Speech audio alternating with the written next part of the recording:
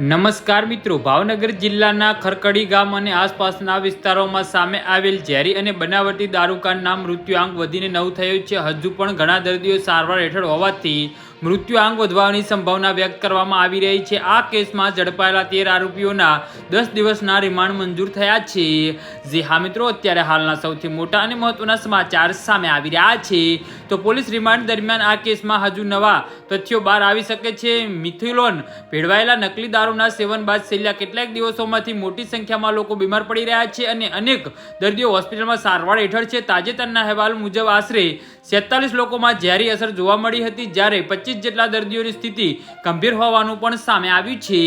જી હા મિત્રો, તો સમાચારમાં વધુ વિગતવાર વાત કરીએ તો ઘટનાની ગંભીરતા જોતા ભાવનગર ઉપરાંત રાજ્ય સ્તરે તપાસ અને સારવારની કામગીરીને વેગ આપવામાં આવ્યો છે. પ્રાથમિક તપાસમાં આ ઘટનામાં સામાન્ય રીતે બનાવટી દારૂ વેચવાના ગુનાથી ઘણી મોટી હોવાનું સામે આવી રહ્યું છે.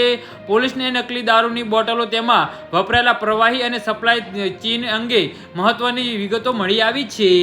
જી હા મિત્રો, તો ખાસ કરીને મેથેલોનનો ઉપયોગ કેવી રીતે થયો, તે ક્યાંથી મેળવવામાં આવ્યો અને તૈયાર કરાયેલ નકલી દારૂ કયા માર્ગે ભાવનગર સુધી પહોંચ્યો, તેની કડીઓ જોડવામાં આવી રહી છે. તપાસમાં રોયલ સ્ટેગ નામની લોકપ્રિય બ્રાન્ડ જેવી દેખાતી નકલી બોટલનો ઉપયોગ થયો હોવાનું પણ સામે આવ્યું છે.